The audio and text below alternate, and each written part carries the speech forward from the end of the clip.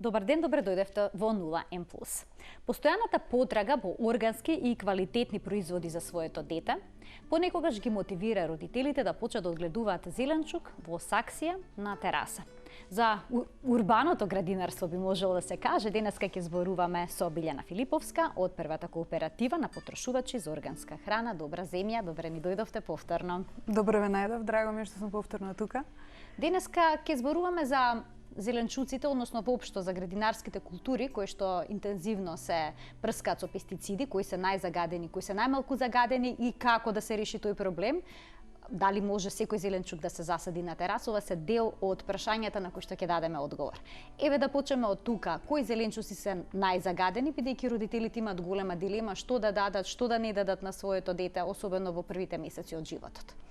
Многу ми е драго што сум во можност да ги споделам овие спознанија и теми и одговори до кои што јас самата трагав.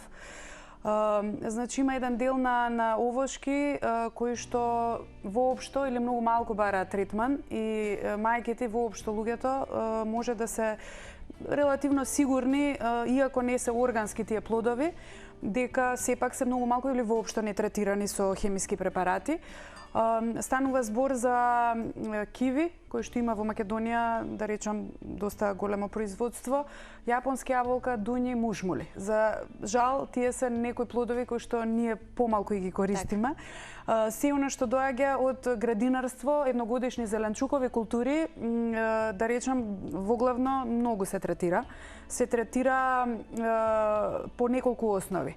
Прво, во состава во хемијата на место арско ѓубре од животни ѓубриво за прихрана на почвата се користат хемиски замени за тоа и потоа фолиарно, односно на листовите се нанесуваат хемиски препарати, хербициди, пестициди за заштита од штетници или инсекти и така натаму. И тоа се прави, се прска неколку пати во годината, така што и тоа се случува секоја година последователно. И тие резидуи од тие пестициди и од секакви хемиски препарати, значи остануваат наталожени во почвата, потоа во водите и во тој еколошки микросвет тука се циркулира таа хемија, значи тоа не е дека ја сега еднаш прскам па следната година тоа нема да има ефект врз производот, ако наредната година не прскам. Тоа долготрајно останува во почвата. За жал долготрајно останува, дополнително ако има и блиску загадувач индустријски кој што во почвите може да наталожи тешки метали. Значи од секој аспект тој мал екосистем за една, да речеме, и помала градина е нападнат од повеќе аспекти, плюс и ние третираме повеќе пати годишно, така што плодовите кои што ги продуцираме може само на изгледи на око да бидат лични, големи, какви што ние ги бараме, се ги сите еднакви да бидат и да бидат светли, ако може и да сјаат. Меѓутоа, нивната суштина, внатре содржината, може да има многу елементи, хемиски препарати, резидуи и така натаму, кои што потоа ги внесуваме и се таложат во нашето тело и имаат секакви негативни ефекти. Има ли некои зеленчуци кои што најмалку се третираат? Еве помеѓу спанак и блитва, кога зборуваат мајките на форумите, велат одберете блитва. Има ли логика тоа? Дека спанакот е многу повеќе третиран во споредба со блитвата? Искрено многу малку има логика, затоа што многу зависи од почвата на која што е произведено едното и другото. Значи таа почва се користи за блитва и за спанак во периодите од годината кога за блитва и спанак е соодветна сезоната. Значи тоа е поладниот период од годината, рана пролет, зимно време и есен кон зима. Значи измеѓу таа иста почва се користи за некоја друга култура, која што верувам дека може да се третира и такако. Така што ви имате спанак на истата земја, го конзумирате спанакот, го тргнете, садите домат, краставица, тиква, што и да е пченка понатаму, кои што ги третират. Повторно на есен садите блитва или спанак, меѓутоа тоа е во таа иста почва, во тоа исто парче земја. А помеѓу самата блитва и спанакот многу малку има разлика, значи зависи од менталитетот и од карактерот на човекот кој што тоа го произведува. На производителот. Ако неговиот мајндсет или начинот на кој што тој ги гледа работите за производството е со користење на хемија, многу малку останува разлика дали тој ќе стаje спанак или блитва и како тој ќе го одгледа тој производ, затоа што него пристапот му е да третира. Во минатата ми се споменавме дека вие имате направено договори со некои земјоделци кои што произведуваат органски за Добра земја, но денеска еве ќе дадеме совети кои што се поврзани директно со родителите, како можат тие да засадат некои земјоделски култури, односно некои зеленчуци на тераса. Само така може да бидат сигурни дека не се загадени. Кои зеленчуци се може да се засадат? Може ли секој зеленчук? Па практично јас би ги охрабрила сите оние кои што сме градски луѓе и не сме имале никаков контакт претходно. Многу малку од нас имаат тие куќи или поседи на села или и да ги имаме не се ни враќаме натаму. И воопшто немаме представа ни како изгледаат основните семења на производите или листовите нивни. Ништо практично не знаеме, мислам се стварно госи и боли зависим од производители кои што не сме сигурни како ги произведуваат производите, а многу е лесно и едноставно. Значи повеќето, ако не сите, меѓутоа повеќето производи во помали количини може на балкон на кој што има сонце. Пристап во поголемиот дел од денот. Колку часа би требало дневно да има сонце? Зависи од самата култура. Значи доматите, краставиците бараат стварно поголема изложеност на поголемиот дел од денот. Значи зборуваме најмалку 3 часа минимум. Значи 5-6 часа зборуваме. Сега има култури кои што сакаат помалку сонце, блитвата и спанаќ што веќе ги споменавме, лукот, кромидот би издржале и би потерале, да речам, со помалку сонце. Сега станува една тема, често се зборува ова, значи ми замеруваат, јас го поддржувам урбаното градинарство, меѓутоа секогаш ми викаат, нели, што правиме со воздухот, многу е загаден во Скопје, во градските средини. Секако, меѓутоа тој производ кој што вие го земате од пазар или од било кој супермаркет, како вие знаете каде е тој производ произведен и дали реално воздухот таму е помалку или повеќе загаден од скопскиот? Сега ќе речеме нема во Македонија повеќе загаден од скопскиот воздух. Точно, меѓутоа еден производ ако го земете, дали е подобар или полош, ако не го третирате со хемија, а сте го произвеле во Скопје, наспроти производ кој што е произведен во селска средина, а третиран со хемија. А ова барем сте сигурни од каде доаѓа. Така што малку тука работите, нели, треба лично да се вагат. Јас сепак преферирам затоа што производството дома пружа едно задоволство отколку не е само конзумацијата на производот, туку мене лично многу ми представува задоволство следејќи го целиот процес. Значи осознавајќи ја природата преку циклусот на различните култури. А и голема е предноста кога во секој момент имате свеж производ. И тоа е големо. Нутритивно, било што ќе го набирате во моментот и ќе го исконзумирате, не може да се спореди со нешто транспортирано во кеси, километри и така натаму. Од што зависи дали одредено растение, односно одреден зеленчук може да се засади во саксија, дали должината, односно големината на коренот е присудна? Каква саксија е потребна? Дали плитки, дали длабоки, што или и тука е индивидуално, за секој производ различно? Да ве кажам искрено, не може сега во моментов, може би пченката е многу захтевна и сончогледот затоа што растат многу високо. Се друго јас имам пробано во саксија, значи секој станува збор за количината. Секако дека на земја ресурсите кои што почвата ги нуди ако е голема површината се поголеми. Меѓутоа вие ако ја прихранувате почвата во самата саксија на органски начин со компост произведен од калифорнијски црви или ставате арско ѓубриво кој што доаѓа од животни кои што се од чиста фарма и не се затворени, не се ранети со хормони и со препарати од концентрат, сето тоа во самата саксија, значи почвата е само медиум. Так. Не е неопходно да има не знам колкава количина на почва и саксијата не е неопходно да биде преголема. Кореновиот систем секако дека секој растение треба да си го развие, меѓутоа зборуваме за средна некоја големина на саксија, која што во најголемиот број случаи на култури ќе ги задоволи потребите за кореновиот систем на скоро било кое од растенијата. Сега вие тука донесовте неколку компири. Најлесно велите е да се засади компир. Јас тоа не знаев. Ајде да ни објасните како изгледа целиот процес. Значи, компирите кои што се изртени не треба да се фрлат, може се стават во земја и од нив да изникне. Верувам дека многу од гледачите, ја самата, како што и вие споменавте, нели сме фрлиле многу изртени компири. Кој има двор, на вистина би го поддржала и ги иницирала да го брцнат буквално било каде, да го заборават компирот во дворот. Од секој компир ќе се створат, да речам, од меѓу половина килограм и килограм, зависи колку е почвата растресите, затоа што компирот како корен, плод кој што се формира во корен, бара растресите почва за да може, нели, да ако е каменита и густа и набиена, нема да биде во состојба и ќе направи мали компири. Друго што е интересно за компирот, би сакала да споменам дека важи некоја вака мит дека изртениот компир е отровен за конзумација. Јас лично тврдам дека не, меѓутоа доколку има загрижени мајки не се сигурни да го дават на своите деца и нека не го дават. Меѓутоа едно прашање кое што јас бим го поставила нив и дали знаат дека за секој здрав органски компир рти при најмала изложеност на сончева топлина и на светлина и на воздух. За да конвенционалниот компир не рти, затоа што конзументите не сакаат тртлив, затоа што има некоја мит дека тој е отровен, го прскаат, односно со прашак го посипуваат за да не рти. Сега, прашање, дали органскиот изртен компир е помалку или повеќе отровен отколку конвенционалниот третиран за нерртливост?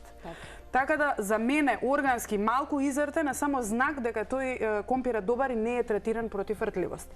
А доколку имате сакси, расположение или двор, тој изртен компир може да го засадите и од еден компир да добиете повеќе компири. Би се одлучил некој да го засади овој компир, дали треба целиот да се стави во сакси или пак да се исече? Вие донесовте и пепел, да, за да објасните зошто тоа би помогнало во целиот процес. Јас практично и сега ќе се обидам, секој компир има повеќе чворчиња, да ги наречам, од каде што ртат изданоци. Секој изданок е потенцијал за ново, да речам, гнездо, така да го наречам, на нови плодови. Значи, доколку го земете овој компир сега во случајов, може да ги исечете на неколку парчиња и да ги разделите изданоците, значи да биде едно парче со еден изданок. Каде што гледате дека има изданок, да оставите дел од плодот за да го прихрани, значи ова што го оставаме го рани новиот изданок нагоре. Еве, тука има едно мало изданоче, ќе го поделиме на нов дел. Така, значи да се подели на неколку дела. Се поделува на неколку дела компирот. Тука може да го разделиме исто затоа што е доста густо, некако вака. И сега добивме неколку парчиња кои што секој засебно го засадуваме на раздалечина од 10 на 15 сантиметри во двор или пак во една саксија. Така, значи во една саксија може да се стават неколку парчиња. Зависи од диаметерот на саксијата, доколку е 25 сантиметри диаметерот, јас би ставила едно вакво поголемо со повеќе изданоци или пак две помали. Да речеме, тоа би бил некој максимум. Со тоа што од сега овој отворен дел на компирот представува потенцијал за зарази, за бактерии и некакво наштетување на тој нов изданок, така што се користело во порано, јас денес исто ја користам таа практика, со пепел од дрво, значи мора да е од чисто дрво, не смее да биде од лакирани дрва или од пластифицирани хартии. Едноставно се става во било какво тањирче. Во било какво тањирче и само се страните се запечатираат, се печатираат страните каде што е практично компирот отворен.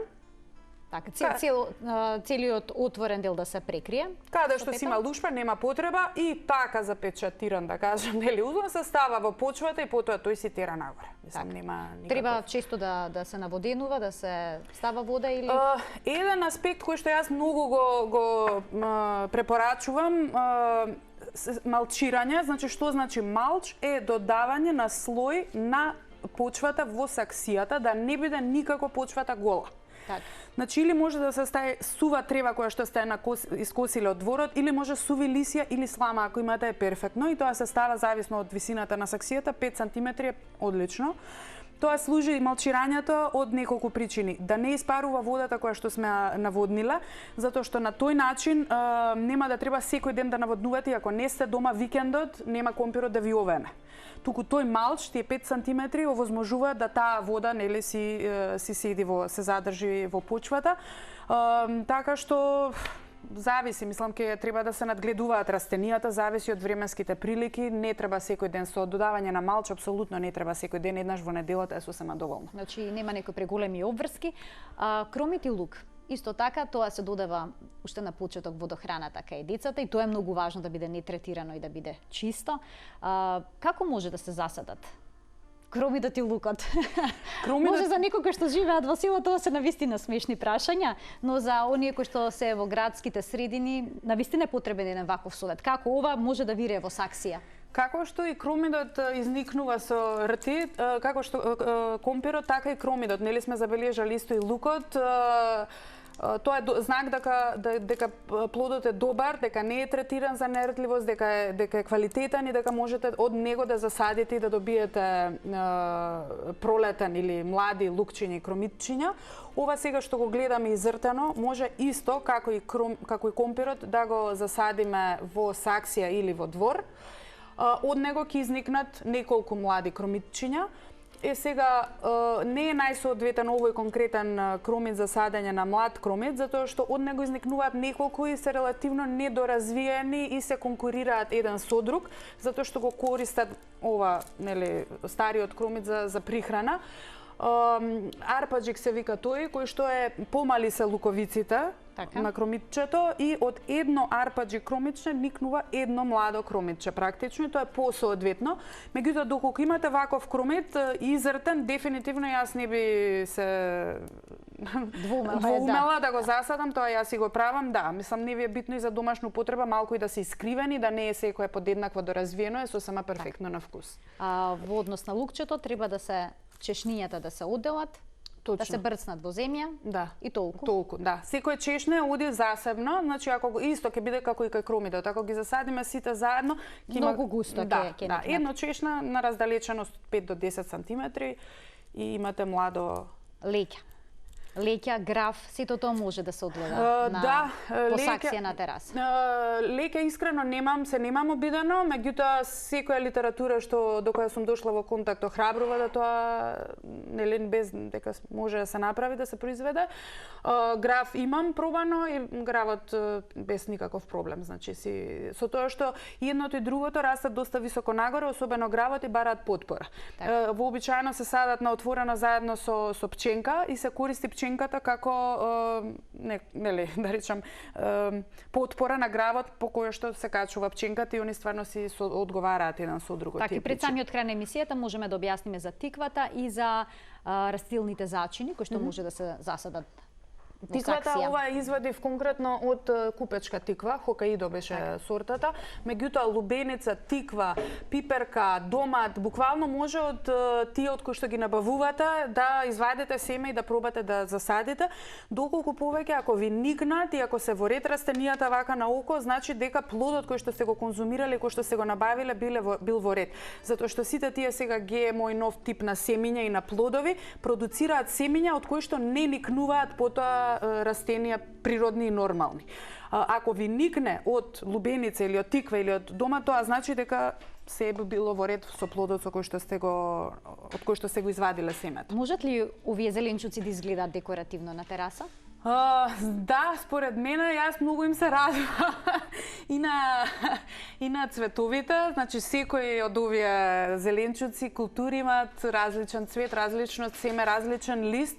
Некои им се, например, има видови на граф кои што имаат од лила, црвени цветови, например, црвениот граф и шарените графови имаат многу убави шарени цветови и се многу убави за декорација. Така, значи вреди сето ова да се проба.